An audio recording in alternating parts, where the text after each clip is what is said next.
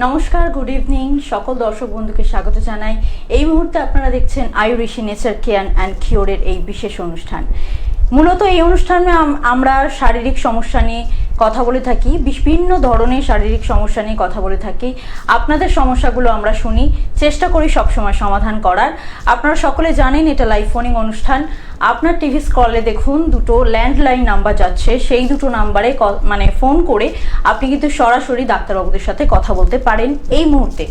কারণ এইটা live phoning অনুষ্ঠান, আপনাদের সমস্যাগুলো শোনার জন্য আমরা সবসময় তৎপর থাকি এবং আপনাদের সমস্যাগুলো সমাধান দেওয়ার জন্য চেষ্টা করে থাকেন ডাক্তারবাবুরা। আর আলোচনা হয় বিভিন্ন রকমের টপিক নিয়ে, যেই সমস্ত সমস্যা হয়তো আমরা কম বেশি জানি বা অনেকে হয়তো খুব ভালো ওগুলোর সাথে অবগত নই, তাদের সেই সমস্যাগুলো যাতে তাদের যদি কখনো এই সমস্যাগুলো দেখা দেয়, লক্ষণ দেখা দেয়, যাতে তারা বুঝতে পারে যে আমার এই সমস্যাগুলো হচ্ছে, তার মানে এটা থেকে এই রোগের বাসা বাঁধতে পারে, আমার শরীরে এই রোগের সৃষ্টি হতে পারে। এই যে ধরনগুলো, এইগুলো কিন্তু বোঝাটা খুব সহজে যায় যদি আপনার সেই জ্ঞানগুলো থাকে। এই অনুষ্ঠান থেকে আপনি অনেক কিছু কিন্তু শিখতে পারেন। তাই প্রতিদিন এই অনুষ্ঠান ফলো করবেন, এটাই হচ্ছে আপনাদেরকে বলার। আজকে আমরা অনুষ্ঠানে কথা বলবো শ্বাসকষ্ট নিয়ে।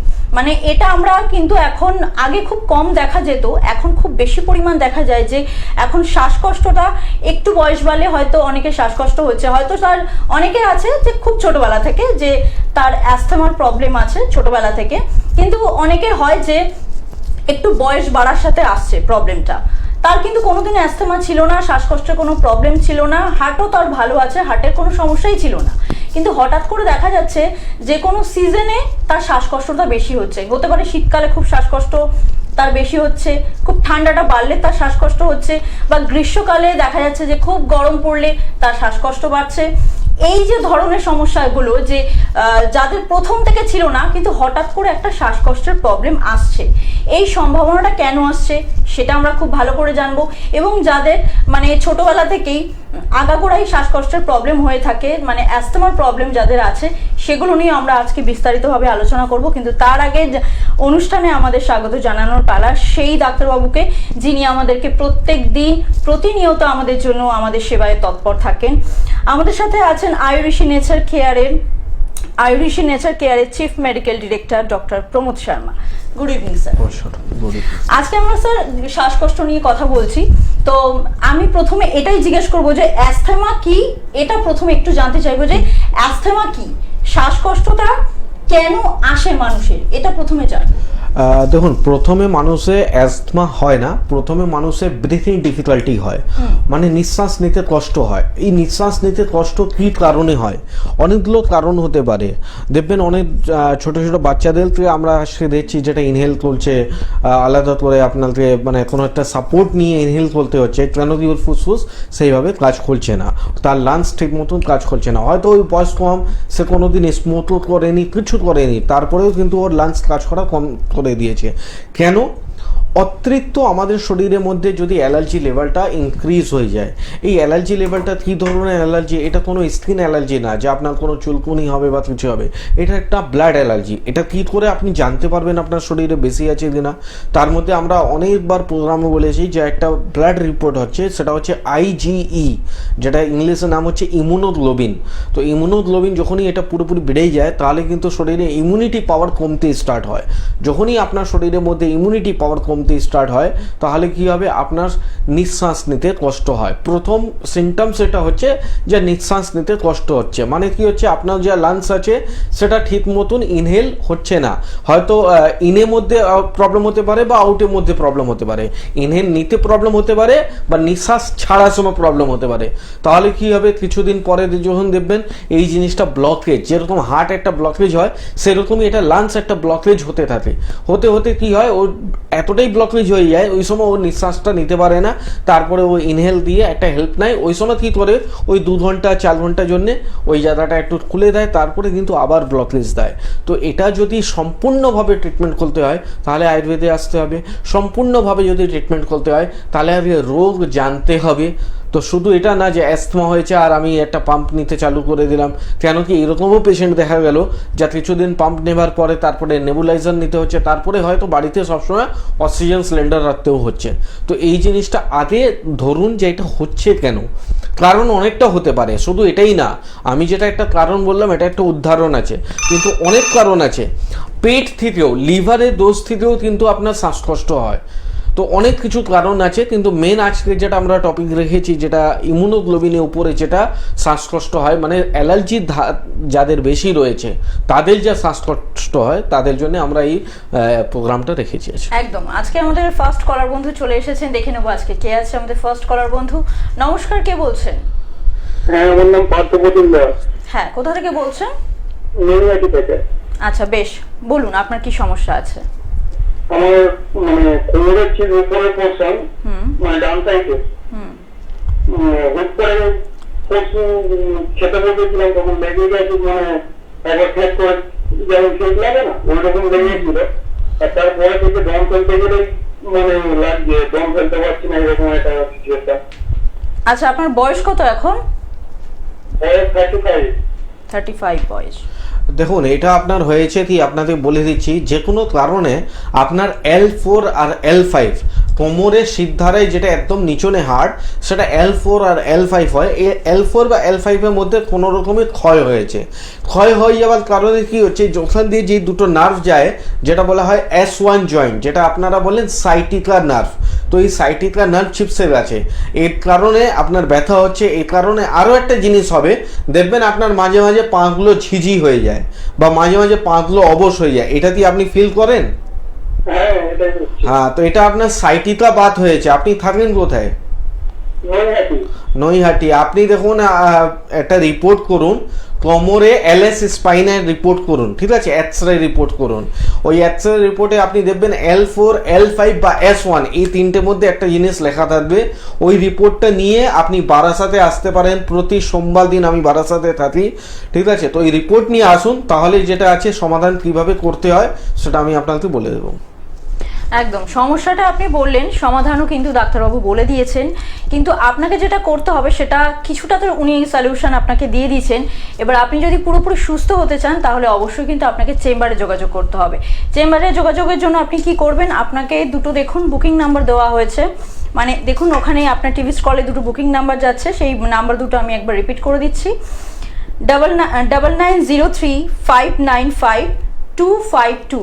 আরেকটা নাম্বার হচ্ছে 9903795252। এই দুটো হচ্ছে বুকিং নাম্বার, আপনার টিভি স্কলেও যাচ্ছে। এই দুটো নাম্বারকে আপনি সবার আগে নোট ডাউন করে রাখুন। আপনারা লাইভে তো কথা বলছেন, সমস্যা জিজ্ঞেস করছেন ডাক্তারবাবুদের, সেটা ঠিক আছে, কিন্তু শুধুমাত্র সমাধান শুনেই তো বাড়িতে বসে থাকলে হবে না, তাহলে তো আপনার রোগটা ভালোই হবে না।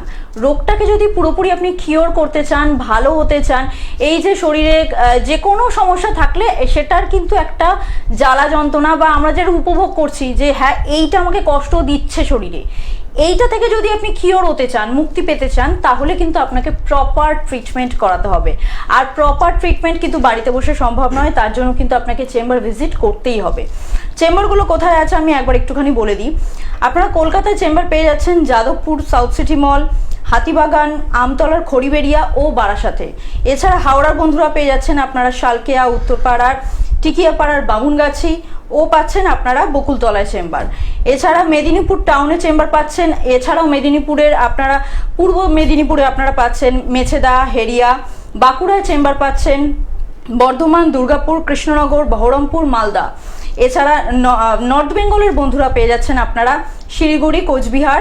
এছাড়া ওয়েস্ট বেঙ্গলের বাইরেও রয়েছে দিল্লি, আগরতলা, গৌহাটি। এতগুলো জায়গায় চেম্বার রাখা হয়েছে শুধুমাত্র আপনাদের সুবিধার্থে, যাতে আপনারা বাড়ি থেকে কিছু দূরত্বে গিয়ে আপনারা নিজেদের ট্রিটমেন্টটা করাতে পারেন। এবং যারা একেবারেই চেম্বারে আসা সম্ভব হচ্ছে না, সেটা শারীরিক অসুস্থতার কারণেই হোক বা আপনার সময়ের অভাবেই হোক বা আপনার কোনো রকম কোনো কারণের জন্য আপনি এখন চেম্বার ভিজিট করতে পারছেন না, আপনার জন্য আরেকটা উপায় রয়েছে, সেটা হচ্ছে অনলাইন কনসালটেন্সি। সেটা কি, সেটা হচ্ছে আপনাকে একটা হোয়াটসঅ্যাপ নাম্বার আপনার টিভি স্ক্রলে যাচ্ছে, সেই হোয়াটসঅ্যাপ নাম্বারটা আপনি নোট ডাউন করে রাখুন, 98313683 9831368397। আরেকবার বলছি 9831368397। এটা হচ্ছে হোয়াটসঅ্যাপ নাম্বার। এটা শুধুমাত্র অনলাইন কনসালটেন্সির জন্য, যারা একান্ত চেম্বারে এসে পৌঁছাতে পারছেন না তাদের জন্য। কোনো বন্ধু ছিলেন অবশ্যই, কিন্তু লাইনটা ডিসকানেক্ট হয়ে গেছে। যাই হোক, আমরা একটু আলোচনায় ফিরি। আমরা আলোচনা করছি যেহেতু অ্যাস্থমা নিয়ে।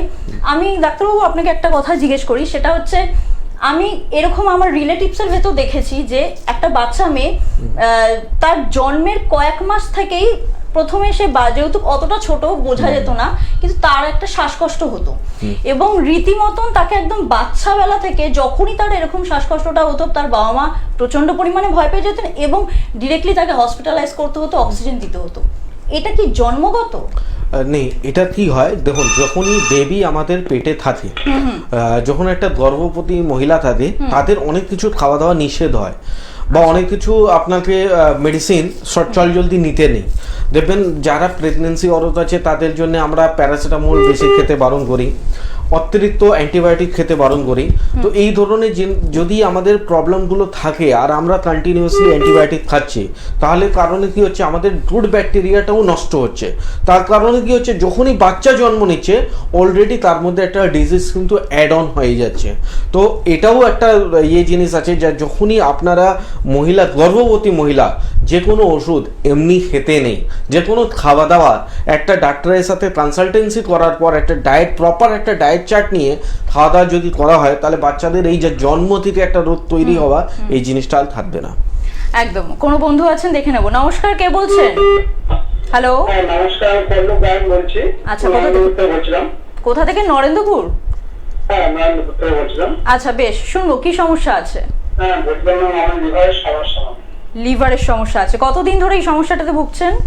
3 মাস ডাক্তার দেখিয়েছিলাম, বললো লিভারের সমস্যা আছে। মেডিসিন দিয়েছেন নিশ্চয়ই, খাচ্ছেন? হ্যাঁ, মেডিসিন নিশ্চয়ই নিচ্ছেন? মেডিসিন মানে ডাক্তার দেখিয়েছেন, মেডিসিন নিচ্ছেন তো? না, এখন নেওয়া হয়নি। আচ্ছা, টেস্টটা প্রথম দিকে ভালো হয়নি এখনো। বেশ, কত বয়স এখন আপনার? 35+। আচ্ছা আচ্ছা ডাক্তার, লিভারের সমস্যা তো অনেক কিছু হতে পারে। লিভারে কি সমস্যা? ফ্যাটি লিভার আছে, লিভার সিরোসিস আছে, ঠিক আছে, ফ্যাটি লিভার আছে। ফ্যাটি লিভার হওয়ার কারণ কি হয়, যখনই আপনার লিভারের উপরে চাপ পড়ে, লিভারের উপরে চাপ কখন পড়বে, যদি আপনার অতিরিক্ত অ্যাসিড হয়, অতিরিক্ত পায়খানা যদি পরিষ্কার না হয়, অতিরিক্ত যদি গ্যাস হয়, বা খাওয়া দাওয়ার মধ্যে সবসময় একটা রিচ খাওয়া হয়, তো এই জন্য আপনার, হ্যাঁ বলুন। হ্যাঁ, তো যে কোনো কারণে, এইটা যা বললাম 4-5টা কারণ, এই কারণের মধ্যে ফ্যাটি লিভার হয়। লিভারের উপরে একটা চর্বি জাতীয় জিনিস জমে যায়, এই চর্বি জাতীয় জিনিস জমে গেলেই ফ্যাটি লিভারগুলো হয়। তো এটার জন্য প্রপার ট্রিটমেন্ট করা দরকার আছে। আপনার বয়সটা খুবই কম, শুধু ডাক্তার দেখালে তো হবে না, আপনাদের ট্রিটমেন্ট করতে হবে। হ্যাঁ, এটা বলতে পারি যে ট্রিটমেন্ট করার পর উইথিন 15 ডেজের মধ্যে আপনি একটা রেজাল্ট পেয়ে যাবেন, আর উইথিন 3 মান্থসের ভিতরে আপনি আবার রিপোর্ট করে দেখতে পারবেন যে ফ্যাটি লিভার আছে কিনা। তো প্রথম আপনাকে কিছু রিপোর্ট করতে হবে, যে আপনার ইউএসজি হলো, সোনোগ্রাফি হলো লিভারের জন্য, আর একটা ব্লাড টেস্ট হচ্ছে এলএফটি, লিভার ফাংশন টেস্ট। এই দুটো রিপোর্ট করে যদি পারেন, আমাদের কাছে সাউথ সিটি চেম্বার আছে যাদবপুরে আপনি এসে দেখাতে পারেন। আর এতটা আমি গ্যারেন্টি দিতে পারি যে 3 মাসের মধ্যে আপনার রিপোর্ট কিন্তু টোটালি নর্মাল হয়ে যাবে। আচ্ছা ডাক্তারবাবু, যাদের এই যে আমি কিছুক্ষণ আগে যে প্রশ্নটা আপনাকে করলাম, যে বাচ্চাটার প্রায় জন্মের পর থেকে যে শ্বাসকষ্টটা হচ্ছিল, এই ধরনের যে শ্বাসকষ্টটা, এটা কি ও বড় হওয়ার সাথে সাথে কিওর হতে পারে পুরোপুরি? একদম হতে পারে। আর শুধু বাড়িতে বসে তো কিওর হবে না, তার সাথে প্রপার একটা ট্রিটমেন্ট দরকার আছে। কেন কি দেখুন, আমি আপনাকে কি বললাম, যখনই এই ধরনের জিনিস হলে, মানে বাচ্চাদের ইমিউনিটি পাওয়ার লো আছে, আর ইমিউনিটি পাওয়ারটাকে হাই করা আপনাকে ওষুধ খেতে হবে, এবং সাথে সাথে কি আছে, গুড ব্যাকটেরিয়াটাকে আপনাকে স্ট্রং রাখতে হবে, আর ব্যাড ব্যাকটেরিয়াকে সবসময় উইক রাখতে হবে। তো আপনাকে কোনো রকমের অ্যান্টিবায়োটিক যেটা জিনিস আছে, অ্যান্টিবায়োটিক খেতে নেই। হ্যাঁ, কিন্তু ন্যাচারাল যদি অ্যান্টিবায়োটিক বলেন সেটা আপনি খেতে পারেন। তো ন্যাচারাল অ্যান্টিবায়োটিকের মধ্যে যেরকম কাঁচা হলুদ, এটা হচ্ছে ন্যাচারাল অ্যান্টিবায়োটিক। আপনার তুলসী পাতা, এটা হচ্ছে ন্যাচারাল অ্যান্টিবায়োটিক। তো অনেক রকম এইরকম জিনিস রয়েছে যেটা ন্যাচারালি অ্যান্টিবায়োটিক, যেটা গুড ব্যাকটেরিয়া আপনার ভালো রাখবে, ব্যাড ব্যাকটেরিয়াটাকে নষ্ট করবে। তো এই ধরনের জিনিস যদি কিছুদিন লাইফস্টাইল চেঞ্জ করবেন, তাহলে কিন্তু ও পেশেন্ট একদম ভালো হয়ে যাবে। কেন কি শুধু মেডিসিন দিয়ে যদি আপনি চাপে রাখবেন, মানে সাপ্রেস করে রাখবেন, কোনোদিনই পেশেন্ট ভালো হবে না। ইভেন যত বয়স বাড়বে তত এই জিনিসটা বাড়তেই থাকবে। মানে মডার্ন ট্রিটমেন্টে আপনি যাবেন, ওরা বলবে যে হ্যাঁ 6 বছর হতে হতে ভালো হয়ে যাবে, 8 বছর হতে হতে ভালো কিছু কোনোদিনই হবে না। যেমনি বয়স বাড়বে তেমনি ওর ওষুধের পাওয়ার বাড়তে থাকবে। এরকম প্রচুর পেশেন্ট পেয়েছি। একটা রিসেন্ট পেশেন্ট পেয়েছি যেটা 16 বছরে, মানে ছোট বাচ্চা থেকে 16 বছর ও কন্টিনিউয়াসলি সার্ভাইভ করেছে। এরপরে ওর মা নিয়ে এসছে আমাদের কাছে উইথিন 6 মান্থসের মধ্যে, এখন উইথাউট ট্রিটমেন্ট এনি মেডিসিন, মানে আমাদেরও কোনো ওষুধ খাচ্ছে না। মডার্ন ট্রিটমেন্ট মেডিসিন তো বন্ধই আছে, ইভেন আমাদের ওষুধও এখন খাচ্ছে না, সে এখন নর্মালি লাইফ স্টে করছে। তো এই জিনিসটা অনেক পেশেন্ট আমাদের কাছে আসে এরকম, কিন্তু আমরা বলবো যে এত লেট করছেন কেন, আপনাদেরই তো সন্তান, তো ও যে 16 বছর সার্ভাইভ করলো, তার যা কষ্ট হলো, এইরকম বয়সের কষ্ট সব কিছু বলাও যায় না, সব কিছু প্রকাশও করা যায় না। ছোট বাচ্চাদের শ্বাসকষ্ট হচ্ছে সেটা কোনোদিনই আপনি বলতে পারবে না ও, কিন্তু আপনি সেটা দেখে হয়তো ফিল করতে পারেন যে হ্যাঁ ও নিঃশ্বাস নিতে কষ্ট হচ্ছে। তো এরকম অনেক পেশেন্ট পাওয়া যায়, আছে অলরেডি আমাদের কাছে এরকম অনেক পেশেন্ট আছে। তো যদি বলবো আপনাকে, যদি এরকম কোনো ধরনের ফিল হচ্ছে, আপনি টোটালি ইনহেলার নেওয়ার চেষ্টা করবেন না। আগে চেষ্টা করুন ন্যাচারালি ওই জিনিসটাকে পদ্ধতিটা নিয়ে, যেটা দিয়ে আপনারা পেশেন্ট সুস্থ হতে পারে। সারা জীবন যা ওষুধ খাবো এটা কোনো দিন ভালো হবে না, দিনের দিন তার ইমিউনিটি পাওয়ার আরও বেশি উইক হয়ে যাবে। আচ্ছা ডাক্তারবাবু, যে ইনহেলার যে মানুষ নিচ্ছে শ্বাসকষ্ট হলে, আপনি বারবার করেই বলছেন যে ইনহেলারটা নেওয়াটা ভালো না, তো এটা স্বাস্থ্যের পক্ষে কতটা ক্ষতিকারক? আর এইটা বন্ধ করে আমি আরেকটা প্রশ্ন করব যে আয়ুর্বেদের এই শ্বাসকষ্টের কি উপায় আছে ভালো? দেখুন, একমাত্র আপনি আমার কথা ছেড়ে দিন, আপনি যদি গুগলেও সার্চ করেন, একমাত্র আপনাকে অ্যাস্থমা প্রবলেম যদি পুরোপুরি কিওর করতে হয় তাহলে আপনাকে পদ্ধতি নিতে হবে আয়ুর্বেদ বা ইউনানি, মানে যেটা ন্যাচারালি পদ্ধতি আপনাকে নিতে হবে। আপনি যেটা মডার্ন ট্রিটমেন্ট আছে সেটা সাপ্রেস করতে পারে। আপনার যদি খুব জোরে নিঃশ্বাস নিতে কষ্ট হচ্ছে, মানে নিঃশ্বাস একদম দম বন্ধ হয়ে যাবে, ওই সময় আপনি ইনহেলার নেবেন, সঙ্গে সঙ্গে উইথিন 5 মিনিটসের মধ্যে আপনি আরাম পেয়ে যাবেন। কিন্তু সেটা কি হবে, একটা হ্যাবিচুয়েট হয়ে যাবে। ওটা যদি না নেবেন, মানে অনেক পেশেন্ট এইরকম রয়েছে, যদি আজকে বাড়িতে আপনি নিতে ভুলে গেছেন, রাত 2টোর সময় যা বিপদ আসবে সে পেশেন্ট বুঝবে বা পেশেন্টের বাড়ির লোক বুঝবে। মানে সেই সময় পেশেন্ট বেঁচে থাকবে কি না ওই ওষুধ না পেলে কোনো গ্যারেন্টি থাকে না, কেন ওটা একটা হ্যাবিচুয়েট হয়ে গেছে। কিন্তু এটাই পেশেন্ট যখন 10 বছর আগে নেওয়া হয়নি তাহলে অতটা বেশি সমস্যা ছিল না, যেই তো নিতে চালু করে দিয়েছে বডি আমাদের ওটা অ্যাকসেপ্ট করে নিয়েছে, আরো হ্যাঁ একটা হ্যাবিচুয়েট হয়ে গেছে। এইবারও না নিলে ন্যাচারালি যেটা আগে পর্যন্ত, মানে ধরো 30% ওর নিঃশ্বাস নিতে কষ্ট ছিল, এখন ওটা বেড়ে 80% হয়ে গেছে। মানে ব্লক রেস্টটা যেটা 30% ছিল সেটা 80% ব্লক হয়ে গেছে। তাহলে কি হচ্ছে, ওর হ্যাবিচুয়েট আরো বেশি বেড়ে গেছে। একটা সময় পরে কি আসবে, যা ওই ইনহেলার কোনো কাজ করবে না। বললাম যেটা বাড়িতে সবসময় নেবুলাইজার বা অক্সিজেন লেভেলটাকে রাখতে হবে, নাহলে নিঃশ্বাস পাম্পিং যে আমাদের পাম্প আছে, পাম্প ঠিক মতন কাজ করবে না।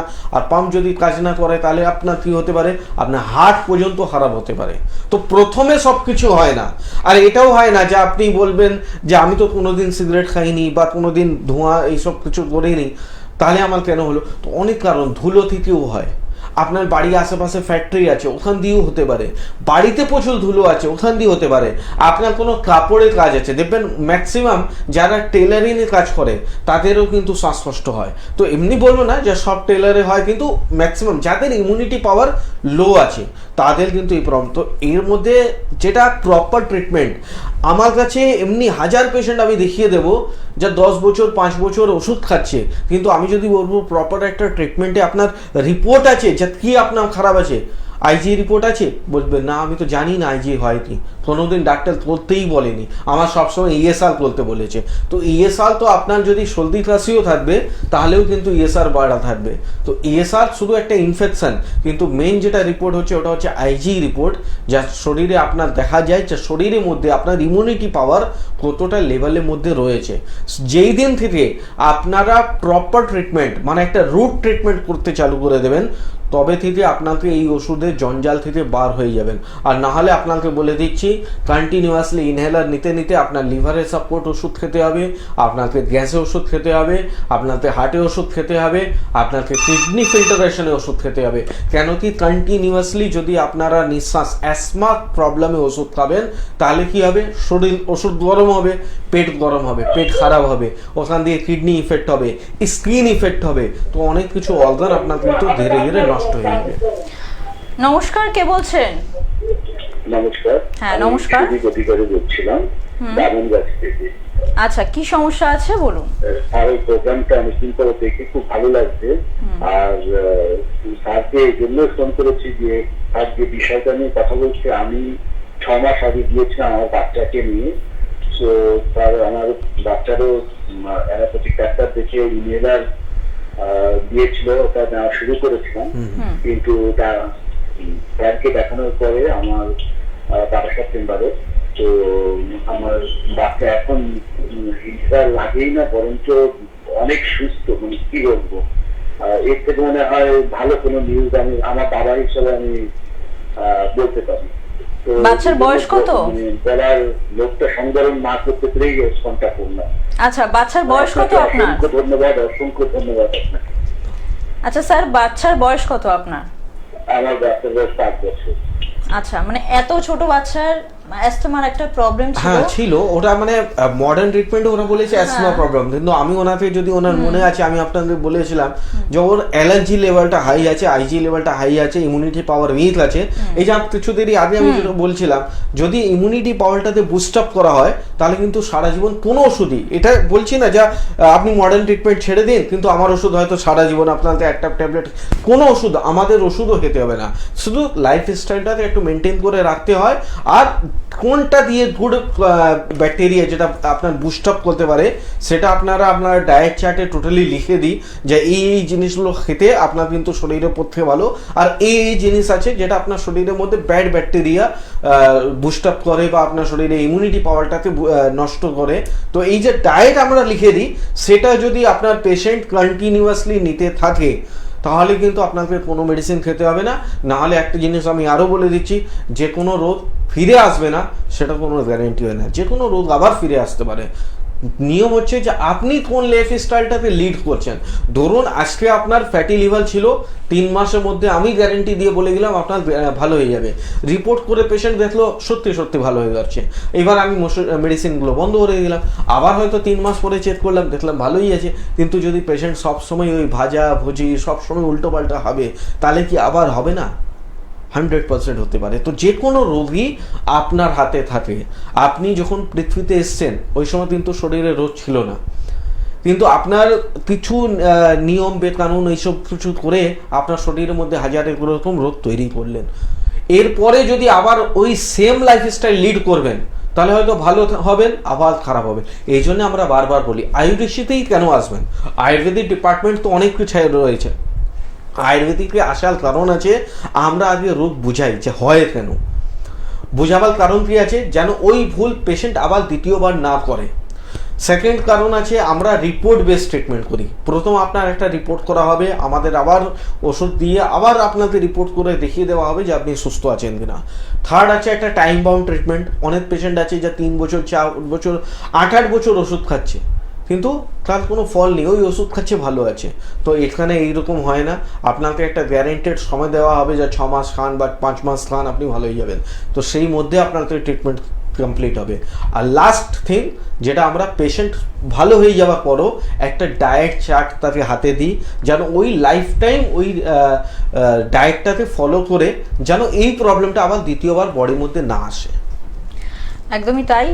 আমরা যখন আলোচনায় আছি তখন ডাক্তারবাবুর কাছে সুযোগ যখন আছে জিজ্ঞেস করা, তাহলে আরেকটা প্রশ্ন করব যে এই যে আমরা পঞ্চকর্ম থেরাপিটা শুনি, তো আমার এটা খুব জানার ইচ্ছা যে পঞ্চকর্ম থেরাপিতে এই যে শ্বাসকষ্ট, আমি শুনেছি যে পঞ্চকর্ম থেরাপিতে প্রচুর রোগের উপায় আছে। একদম। তো এই পঞ্চকর্ম থেরাপিতে শ্বাসকষ্টের কি উপায় আছে, মানে পঞ্চকর্ম থেরাপি কি কাজ করছে শ্বাসকষ্টের উপর? দেখুন পঞ্চকর্মা থেরাপি অ্যাকচুয়ালি শুধু রোগের জন্যই নেই, যে কোনো রোগ মাথা চুল থেকে পা নখ পর্যন্ত যে কোনো রোগের মধ্যে সাহায্য করে। কেন সাহায্য করে? Panchakarma it's a detoxification therapy, মানে আপনার বডির মধ্যে যেই টক্সিনগুলো রয়েছে তাকে ডিটক্স করে। তো আপনার শরীরের মধ্যে ইমিউনিটি বুস্ট আপ যদি করতে হয় তাহলে সব থেকে মেন কারণ কি আছে, আপনাকে বডি আগে ডিটক্স করতে হবে, মানে আপনার শরীরের মধ্যে যেই টক্সিনগুলো, মানে ধরুন আপনি সিগারেট খেয়েছেন, ওই সিগারেটে যেই টক্সিনগুলো রয়েছে সেটা তো বার করতে হবে না। তো সেই বার করার যে সিস্টেমই হচ্ছে পঞ্চকর্মা থেরাপি। যে কোনো জিনিস আপনার পেটের মধ্যে নোংরা রয়েছে তাকে যদি বার করার সিস্টেম আছে পঞ্চকর্মা, আপনার ঘামের মধ্যে শরীরে রোমে রোমের মধ্যে যেগুলো নোংরাগুলো আছে সেটা বার করা থেরাপি, ওটা হচ্ছে পঞ্চকর্মা। তো Panchakarma therapy is a totally detoxification therapy. আপনার শরীর যে কোনো, মানে যেরকম আমরা নতুন গাড়ি নিই, তো গাড়ি নেওয়ার পরে 2 মাস পরে বা 3 মাস পরে আমরা সার্ভিসে কেন দিই? ওই সময় তো গাড়ি ভালোই চলছে, কিন্তু যদি ভিতরে কোনো নোংরা রয়ে আছে বা কোনো কিছু খারাপ রয়ে আছে তাকে কিন্তু ফিট করার জন্যে। তো এটাই হচ্ছে পঞ্চকর্মা থেরাপি। আমি বলবো না যে কোনো রোগে, কিন্তু এমনি যে কোনো রোগেও কাজ করবে, এবং যারা সুস্থ আছে তারাও কিন্তু বছরে একবার হয়তো পঞ্চকর্মা নিলে তারা কিন্তু বডিটাকে আগে থেকে প্রিকশন করতে পারে। আচ্ছা, এইবার বলবো যদি শ্বাসকষ্ট উপরই তার মেন রোল কি আছে, তো সেখানে আমরা যেটা সেদন করি, মানে শরীর থেকে যেটা ঘাম বার করি, একটা সেদান বক্স হয়, সেই বক্সের মধ্যে বেশি বসিয়ে একটা হিট চেম্বার যেটা বলা হয়, ওই হিট দিয়ে আমরা টক্সিনগুলো বার করি। তো এই হিট চেম্বার বার করলে তার যা ফুসফুসের মধ্যে যত নোংরা, মানে লাংসের উপরে যত নোংরা আছে তাকে বার করা হয়। এর মধ্যে আরও একটা জিনিস আছে ওমন থেরাপি। তো ওমন থেরাপি করলে যেটা ভিতরে আপনার লাংসে গলা কাছে পর্যন্ত চলে এসছে এরকম নোংরা, সেটা কিন্তু আমরা ওমন থেকে ভালো করি। থার্ড হচ্ছে বিরোচন। বিরোচন থেরাপি রয়েছে। বিরোচন থেরাপির মধ্যে যেটা লাংসের নিচনে ভাগের মধ্যে যে ময়লাগুলো জমা রয়েছে তাকে কিন্তু ডিটক্সিফিকেশন করা হয়। তো লাংসের ক্ষেত্রে এটা বলা হয় যে পঞ্চকর্মা একটা অমৃত, মানে আপনি যদি ওষুধের সাথে একটা পঞ্চকর্মা থেরাপি নেবেন, যেই রোগ ভালো হবে 6 মাসের মধ্যে, সেই রোগ মাত্র 3 মাসের মধ্যে ভালো হয়ে যাবে। এটা গ্যারেন্টি নিয়ে বলছি। আর এটা শুধু 15 ডেজ পঞ্চকর্মা, এটা না যে আপনাদের কন্টিনিউয়াসলি 3 মাস 6 মাস নিতে হবে, মাত্র 15 দিন। আর রেজাল্ট উইথিন 1 ডে, প্রথম দিন থেকে আপনি কিন্তু রেজাল্ট পেতে স্টার্ট হয়ে যাবে পঞ্চকর্মা নিলে। মেডিসিন তো খেতে হবে, এটা বলবো না যে শুধু পঞ্চকর্মা।